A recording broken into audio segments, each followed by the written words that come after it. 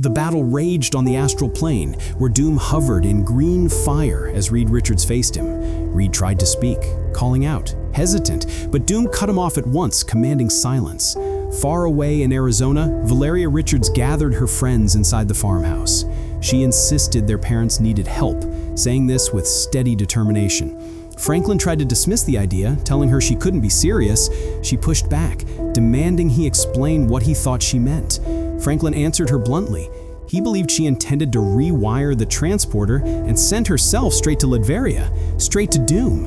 Valeria corrected him immediately, insisting she didn't want to enter a battlefield at all. She only wanted to talk to Doom, to convince him to stop. She reminded them that Doom listened to her. Franklin responded with dry mock enthusiasm, saying there was no problem at all. He exaggerated further, suggesting they simply call Emperor Doom on his cell phone in the middle of a war zone. Joe, unsure, asked if such a thing was even possible. Nikki quietly noted that Franklin was using Earth sarcasm. Valeria, thinking quickly, explained that they didn't need to call Doom, they only needed Doom to call them. And for that to happen, she needed to find a way to draw his attention. Behind them, the transporter console began to beep as Valeria led the group toward it, already preparing her next move. A few minutes later, Valeria finishes assembling the hyperspionics signal transmitter, a device tuned to resonate with Doom's armor. Franklin watches as she completes it. He thinks through what comes next, realizing the transmitter will buzz and need a message. Joe suggests that Valeria should send 3 letters, the ones Doom would trust coming from her. Valeria activates the device and waits, listening to the ticking pattern it emits. Franklin thinks nothing is happening and wonders if they should send it again. Valeria admits she doesn't know. This isn't something they do often. Before she can finish her sentence, a burst of energy engulfs her. She is pulled away mid-word, the light swallowing her completely as she manages only a final thought. Day. Valeria drifted through the dark of the astral expanse, weightless and unsure of where she had been pulled. A small sound escaped her as she tried to steady herself, a quiet spoken only in her thoughts.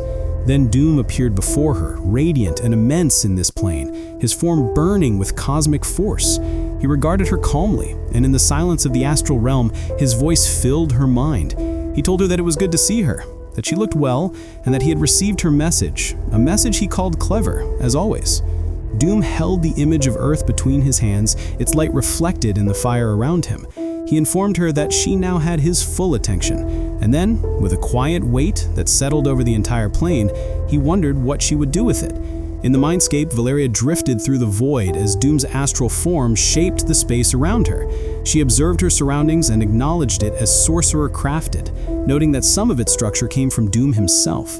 She asked if he was still fighting her parents and the others, and Doom confirmed that he was, explaining that in the astral plane, her father had been surprisingly irritating. Valeria thanked Doom for letting her father live, and Doom stated that he had done it for her. As they stood within the shifting light of the mindscape, Doom reflected on the state of the world. He noted that his Doom bots were suppressing uprisings across the globe, and that managing the worldwide conflict, the battle in Latveria, and Reed's astral assault at the same time was significant. Despite the chaos surrounding him, Doom told Valeria that their time together had to be brief. Yet he added that, even as the world marched toward Castle Doomstat with the intent to destroy him, he always had time for his goddaughter. In the vast mindscape, Doom's golden form hovered beside Valeria, his voice echoing through the unreal space. He reminded her that she alone held his favor, his respect, and even his love, and then pressed her again, demanding to know what she wanted. Valeria steadied herself. She told him that everything he was doing had begun as a quest for glory, but that it wasn't about that anymore. Now it felt like he was trying to prove he hadn't been wrong, trying to show he was still the best among them. She asked him where this path was supposed to end. Floating in the star-filled void, she finally told him what she truly wanted. She asked her uncle to stop. As Doom battled Beta Ray Bill, he told Valeria that he understood what she wanted in the present, but insisted on explaining where this path ended. He said it ended in victory. He explained that everything had a cost. Everything. And anything truly great demanded an even greater price. Beta Ray Bill struck him, but Doom retaliated with raw, violent power. In the astral plane, Valeria reminded him of how everything began.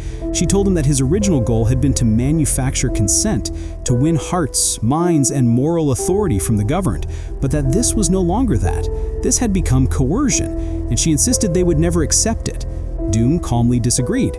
He told them that they would accept it, explaining that the very language she spoke and even the way she thought had once been forced onto her ancestors, yet now she called it her mother tongue. To Doom, it was only a matter of time. Valeria floated before Doom in the mindscape, her voice rising in urgency as she tried to reach him. She told him that it would not work, that he could not hold an entire population by force. Doom answered without hesitation. He told her that the rhetorical "you" could not, true, but Doom could. Doom would ensure that what happened today happened forever. And he reminded her that Doom was not without his supporters. He continued, explaining that only a violent minority threatened the safety, security, and prosperity of everyone else. He told her to watch and promised that he would prove it to her. He told her to be well and that they would speak soon. Before she could finish protesting, before she could finish telling him not to send her, Doom cast her out of the astral plane. Valeria was thrown back into the lab as the energy discharged around her. Franklin rushed toward her, calling her name. She shouted in frustration that she had been making progress, that she was convincing him, that she had almost saved everyone. But Doom spoke again, unseen, stating simply that he adjusted his armor, and now it would no longer resonate with her signals. Valeria got to her feet, determined. She insisted that if she could just get him to listen, she knew she could make him understand, already working on a new plan, refusing to give up. In Latveria, the battlefield burned as the heroes pushed forward. Maria Hill reviewed the situation, noting that Mr. Fantastic's astral gambit hadn't worked, though they had at least managed to bring down Doom's dinosaur. Sue immediately asked about Reed, and Maria told her he would live. When Sue reminded her he was her husband, Maria reassured her not to worry. She explained that Doom now had more urgent problems. The X-Men were attacking in full force, using power combinations not seen since Krakoa. Still, Maria knew it wasn't enough. She said that if they were really going to win, they needed to hit Doom with something else. She assigned roles quickly: Squirrel Girl on Maneuver 99 and the Invisible Woman and Iron Man on Maneuver 110. Tony confirmed it was the maneuver where he fired all his guns at once and exploded into space. Maria admitted she could never tell whether Stark understood what was happening or just bluffed his way through and got lucky. Squirrel Girl noted that usually it was the former, but sometimes it was the latter. Sue lifted into the air and called out with a half smile, telling Maria to come on. It was time, she said, to give Dr. Doom what for. The battle raged in Latveria as fire and debris filled the air. Johnny explained that what they were seeing was a fire hurricane, Storm providing the weather and him bringing the fire. He said he called it a storm, and that they had Doom trapped inside a city-sized rock tumbler at 2,000 degrees. Sue issued her instructions clearly. She told Aurora that Maneuver 110 required her to bend all the energy Tony could produce into an infinite loop and then hit Doom with all of it at once. She added that Cyclops could join if he wanted to. Cyclops answered with a simple agreement, saying he would join with pleasure. Storm responded to Sue, telling her to do it. She admitted she didn't know how long the hurricane would last, but said that for the moment, she could hold Doom. Sue and others struck together as the attack surged toward Doom. Iceman tries to hit Doom with a blast, but Doom's armor is immune to his temperature manipulation, so he falls back to attacking Doom indirectly with airborne ice cooled nearly to absolute zero.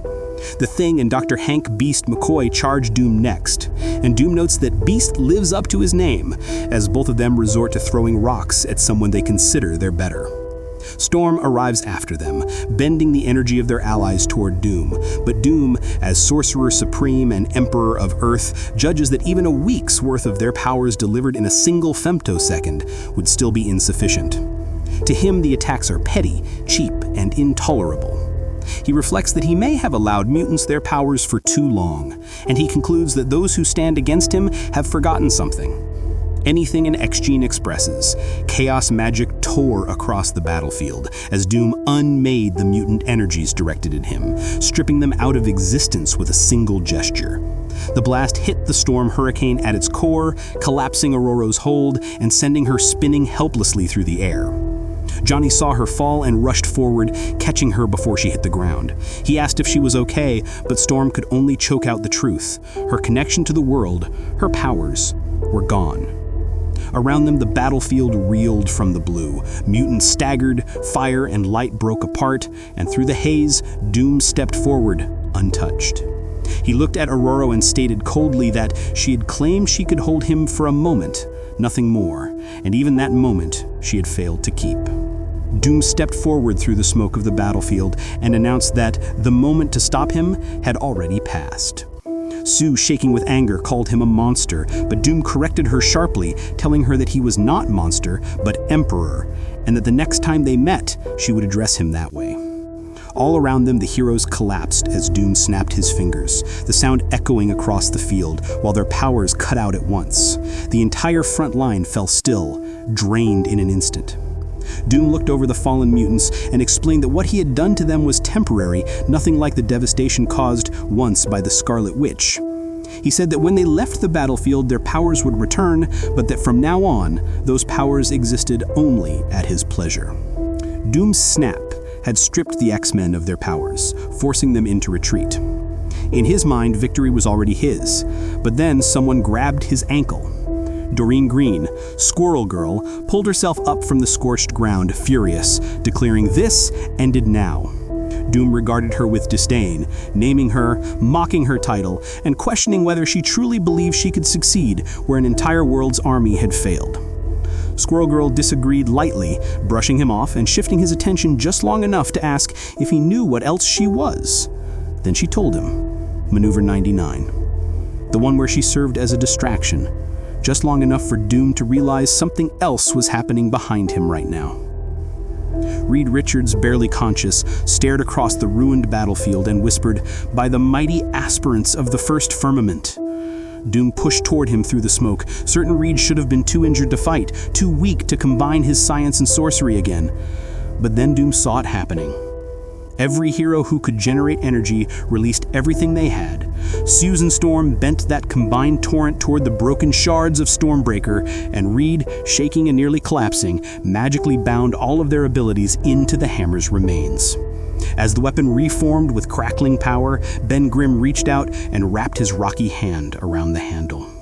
A moment later, the hammer was fully formed in Ben's grip, glowing with the power channeled into it. He looked at it and said that Aunt Petunia's favorite blush and blue-eyed nephew was worthy after all. Stepping forward, he told Doom that this was for messing with him and with his family. Ben raised Stormbreaker high above his head and shouted that Doom knew exactly what time it was. He swung. The empowered blow smashed into Doom with an explosive force, launching him backward through collapsing stone.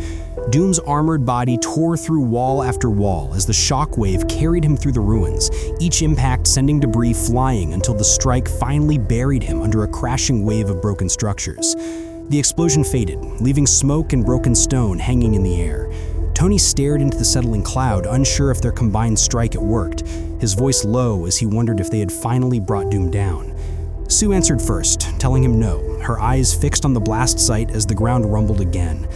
A violent surge of green energy erupted from beneath the rubble, unmistakable, unbroken. Sue watched it rise and admitted what they all felt. They hadn't stopped him at all. Doom ascended from the crater, untouched, wrapped in rising light. He told them that they had come at him with strength, with trickery, with hope, believing such things could win the day. But they could not. They never could. Hovering before them, framed against a burning sky, Doom declared that their efforts failed for one simple reason. Doom would always answer them with his will.